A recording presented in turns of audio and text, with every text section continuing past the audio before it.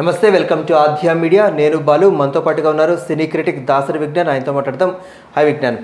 Sir, నిన్న చూసుకున్నట్లయితే సినీ నటి డింపుల్ హయాతి కేసుకు సంబంధించి ఎవరు తగ్గేది లేదు, మేమిద్దరం తగ్గేది లేదు అన్నట్టుగా ఒకళ్ళ మీద ఒకళ్ళు కేసు, అంటే డింపుల్ హయాతి మీద కేసు, రాహుల్ మీద ట్విట్టర్ వార్ సంబంధించి, ఇటు ఓవరాల్గా వీళ్ళిద్దరికి సంబంధించి వార్ నడుస్తున్నప్పటికీ కూడాను ఆయన బ్యూరోక్రసీలో ఉన్నాడు కాబట్టి ఆయన కెరీర్కి ఎటువంటి ఇబ్బంది లేదు. ఇప్పుడిప్పుడే ఇండస్ట్రీలోకి అడుగు పెడుతున్నటువంటి డింపుల్ హయాతి కెరీర్ గురించి అందరూ మాట్లాడుకుంటున్నారు. అంటే ఒక కేసుతో ఒక మనిషి యొక్క కెరీర్ నాశనం అయిపోతున్నాను లేకపోతే మారిపోతున్నాను అనుకోవచ్చు అంటారా?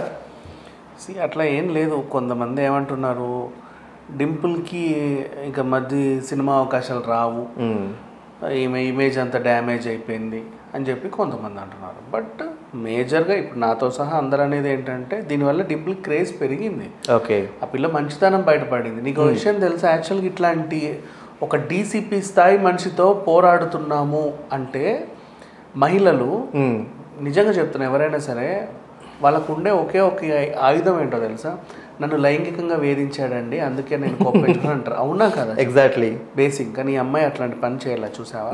ధైర్యంగా ట్రాఫిక్ గురించే పోలాడు. అవును, పార్కింగ్ స్లాట్ గురించి మాట్లాడుతున్నారు అంతే తప్ప ఇంకా ఏమనట్ల. కొంతమంది నన్ను కులదూషణ చేశాడని ఎస్సీ ఎస్టీ అట్రాసిటీ కేసులు పెడతారు.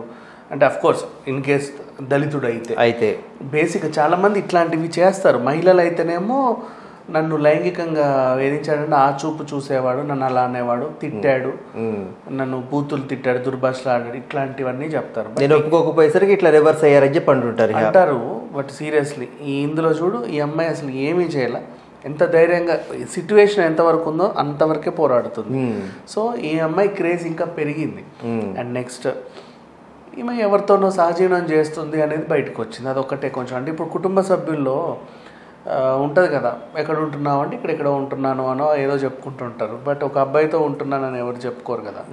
సో ఇప్పుడు ఈ డేవిడ్ అనే అబ్బాయితో ఈమె సహజీవనం చేస్తుంది అని బయటకు వచ్చేసింది. అవును. సో ఆమెకి అంటే ఒక రహస్యం బయటపడింది. కుటుంబ సభ్యుల్లో కానీ వాళ్ళ డాడీకి కానీ ఇంకెవరికైనా వాళ్ళ పేరెంట్స్ లేదా చుట్టాలు ఎవరికో తెలిస్తే కొంచెం ఇబ్బంది పడే అవకాశం. నా పిల్లోడితోనే కదా ఈమె రూమ్లో ఎన్నో దొరికిందంట అంటారు. కొంతమంది ఇలాగే రాస్తారు. కొంతమంది అసలు న్యూస్ తెలియని వాళ్ళకి, డేవిడ్తో ఎవరితోనో దొరికిందంట కదా మీ అమ్మాయి, ఇంతే కదా, అంటే న్యూసెన్స్ చేస్తారు, న్యూసెన్స్ చేసి పడేస్తారు. సో ఆ రకంగా చేసేసరికి కొంచెం అంటే పబ్లిక్లో అట్లాంటి వాళ్ళ నుంచి డ్యామేజ్ అయ్యేదైతే ఉంది. అంటే ఎవరో డీసీపీని ఏదో అనిందంట, ఈమె మీద కేసులు పెట్టారంట, అట్లంట ఇట్లంట అని మాట్లాడుకుంటారు. బట్ నిజం తెలిసిన వాళ్ళందరూ కూడా ఈ అమ్మాయికి హ్యాట్స్ ఆఫ్ చెప్పి ఫ్యాన్స్ అయిపోతారు. సరే, క్లియర్ పార్కింగ్ ఇష్యూ తెలుస్తూనే ఉంది.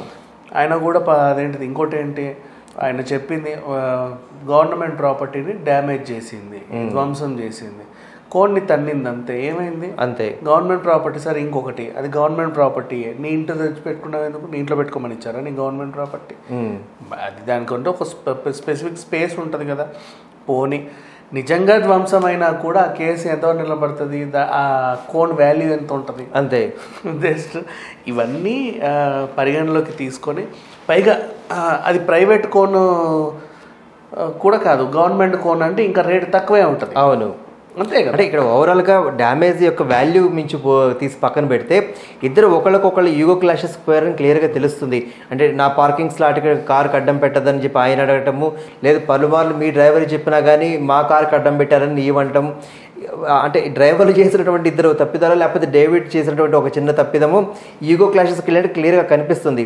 ఇందాక మీరు అన్నట్టు దాంట్లో ఏదైతే ఉందో పర్సనల్గా కాకుండా ఈ అదర్ ఇష్యూస్కి వెళ్లకుండా సీసీ ఫుటేజ్ రిలీజ్ చేసి ఇటువంటి వేరే వేరే అవకాశాలకి తావివ్వకుండా రాహుల్ ఆ సీసీటీవీ ఫుటేజ్ చేశారు కాబట్టి క్లియర్గా ఇదే ఇష్యూ మీద స్టాండ్ అయిపోయింది. నెక్స్ట్ ఇంకొకటి, సీసీటీవీలో కూడా ఏముంది, ఆ పిల్ల కార్ని తనినట్టుగా ఏం లేదు, కోడ్ని తింది, అంతే.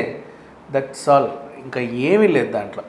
సో కావాలని నేను డీసీపీ అని చెప్పేసి ఇట్లా చేశాడు. అండ్ ఇంకోటి, ఆమె ఫ్రస్ట్రేషన్ కారణం ఇది ఇప్పటిది కాదు కూడా, ఆ రోజు జరగల. అవును, ఎప్పటి నుంచో, గత 2 ఏళ్ల నుంచో ఎప్పటి నుంచో వేధిస్తున్నాడు. అండ్ ఇంకోటి ఏంటి, ఎక్కడికి పోతే అక్కడికి చలాన్ లేడు మా కార్కి, ఓవర్ స్పీడ్, ర్యాష్ డ్రైవింగ్ అని చెప్పేసి పిచ్చి పిచ్చిగా చలాన్లు. అంటే ఇప్పుడు నీకు సిగ్నల్ జంప్ అయినా, లేకపోతే డివైడర్ ఏదైనా క్రాస్ అయినా, లేకపోతే ఏదైనా లైన్ క్రాస్ అయినా మనకి పిక్చర్ తీసి పంపిస్తారు, చూడండి ఇది మీకు జరిగింది అని, ఆ ప్రూఫ్ ఉంటుంది. బట్ ఇక్కడ ర్యాష్ డ్రైవింగ్కి అది పిక్ వస్తుంది, బట్ ప్రూఫ్ ఏంటి నువ్వు ర్యాష్ డ్రైవింగ్ చేసావా లేదా అని. ఎంత ట్రాఫిక్ ఉంటుంది జూబ్లీ హిల్స్, బంజారా హిల్స్ ఏరియాలో కదా. సో ఈ రకం కావాలనే పెట్టాడు. ఎప్పటి నుంచి ఆయనకి ఒక ఈగో దెబ్బతినింది, దానివల్ల ఈ అమ్మాయిని ఏదో చేశాడు. కానీ దీనివల్ల ఈ అమ్మాయికి వచ్చిన డ్యామేజ్ ఏంటంటే డేవిడ్తో సహజీవనం చేస్తుందని తెలియడమే, అంటే ఇంకేం లేదు. కాయిన్కి సెకండ్ సైడ్ లాగా ఒకవేళ ఈ విషయం ఇంట్లో ఎట్లా చెప్పాలనుకుంటారు వాళ్ళకి ఒక్కొక్క సెక్టర్ పాజిటివ్ కూడా అవుతుంటాయి. అంటే వాళ్ళకి పబ్లిక్ అయిపోయిన తర్వాత ఎట్లాగో తెలిసిపోయింది కదా, మనమే బయటపడిపోతే that will close for a good ending కూడా అవ్వచ్చు కదా ఒక్కొక్కసారి. అండ్ ఇంకొకటి అంత అయినప్పుడు వాడైనా వినట్లేదు, వీళ్ళైనా ఇల్లు ఖాళీ చేసిపోతే బెటర్ అనుకుంటేది. బట్ అది కొన్నారేమో, మేబీ డేవిడ్ ఓన్ హౌస్ అయి ఉండొచ్చు. సో ఖాళీ చేసే అవకాశం కూడా ఉంటుంది. కొన్నిసార్లు ఉంటాయి మన హౌసెస్ కొంటే ఇక చచ్చినట్టు అక్కడే ఉండాలి. నైబర్స్ బాగున్నా బాగాలేకపోయినా కొన్నాక పాపానికి అక్కడే ఉండాలి. ఇట్లాంటివి అందరి ఇళ్లలో ఉంటాయి. బేసిక్గా పార్కింగ్ దగ్గరే గొడవలు నార్మల్గా వస్తూ ఉంటాయి అందరికీ, అది కొంచెం చూసుకోవాలంతే. బట్ ఈ అమ్మాయి కెరీర్కి అయితే డ్యామేజ్ అయితే ఏం లేదు. అంటే ఒక కేసు వల్లను వాళ్ళ కెరీర్ పోతుంది అనుకుంటే సినీ తారాలకు కావచ్చు, ఇటు పొలిటీషియన్స్ కావచ్చు, సాధారణ వ్యక్తులకి మనం ఒక్కసారి పోలీస్ స్టేషన్కి వెళ్ళి పొద్దున్నుంచి సాయంత్రం దాకా నుంచుంటే ఎవరో ఒకళ్ళు వస్తుంటారు, అరే వీడిని ఎక్కడో చూసినట్టుంది, ఆమెను ఎక్కడో చూసినట్టుంది. అంటే కోర్టులో అంటే సెలబ్రిటీస్ కావచ్చు, మనకు తెలిసిన మొహాలు వాళ్ళు రెగ్యులర్గా ఇంట్లో విషయాల్లో లేకపోతే సివిల్లో లేకపోతే క్రిమినల్ ఏదో ఒక కేసులు ఇరుక్కుని ఉంటారు. అంటే ఒక చిన్న ఇష్యూ వల్ల వాళ్ళ కెరీర్ పోతుందనని, అందులో ఇప్పుడిప్పుడే పైకి వస్తున్న వాళ్ళ కెరీర్, డింపుల్ లాంటి వాళ్ళ కెరీర్ పోతుందనని ఎందుకు ఆ రూమర్ ఎందుకు స్ప్రెడ్ చేసుకోవాల్సిన అవసరం వచ్చింది? అన్ని కోణాల్లో చూస్తున్నారు. జరిగింది ఒక ఇష్యూ, యాక్చువల్గా ఈ అమ్మాయిని కావాలనే హెరాస్ చేశారని తెలిసిపోయింది. అవును. ఆ తర్వాత ఇప్పుడు ఏంటంటే డీసీపీ మీద కూడా ఎవరు యాక్షన్ తీసుకోవట్లా, ఆయన అట్లా చేశాడని చెప్పేసి ఆయన్ని వదిలేశారు. ఇప్పుడు ఈమె గురించి ఎక్కువ మాట్లాడుకుంటున్నారు కదా, 2-3 రోజుల్లో బాగా కనబడుతుంది అమ్మాయి డింపుల్ హైతి అని. సో పాజిటివ్ పబ్లిసిటీ వెళ్తున్నది, పాజిటివో నెగిటివో ఓవరాల్గా అయితే వెళ్తుంది. దాని కెరీర్ మీద పడే ఛాన్స్లు అయితే లేవు. మహా ఇది కోర్టుకు వెళ్తే ఏమవుతుంది, అమ్మ ఇదిగో నీ ట్రాఫిక్ వైలేషనో లేకపోతే ఇట్లా పబ్లిక్ ప్రాపర్టీని ఏదైనా డ్యామేజ్ చేసావనో చిన్న ఫైనేస్ కోర్టులో పంపించేస్తారు, అందులో పెద్ద ఇష్యూ ఉంటుంది. చెక్ బౌన్స్లు కూడా బోల్డ్ అవుతాయి కొన్నిసార్లు, తెలియక కూడా కొంతమంది అనుకోకుండా యాక్సిడెంట్ చేస్తూ ఉంటారు. ఆ గొడవ ఈ గొడవ వల్ల కూడా వెళ్తూ ఉంటారు కోర్టులకి, పోలీస్ స్టేషన్లకి వెళ్ళడం పెద్ద తప్పేం కాదు. ఎందుకంటే అక్కడికి వెళ్తే ఏదో నువ్వు ప్రతి నేరస్తుడే వెళ్ళాల్సిన అవసరం లేదు కదా, న్యాయం కోసం కూడా వెళ్ళొచ్చు కదా, న్యాయం కోసం కూడా చాలా మంది వెళ్తారు. బట్ అందుకని చెప్పేసి అదేం పెద్ద ఇదేం కాదు. ఈఎంఐ కెరీర్ అయితే ఏం పాడు. అప్పుడు ఆ రోజు పోలీస్ స్టేషన్లో 4 గంటలు ఉన్నంతసేపు మాత్రాన కూడా ఈమెకు వచ్చే ఇబ్బంది కూడా ఏం లేదు. Thank you.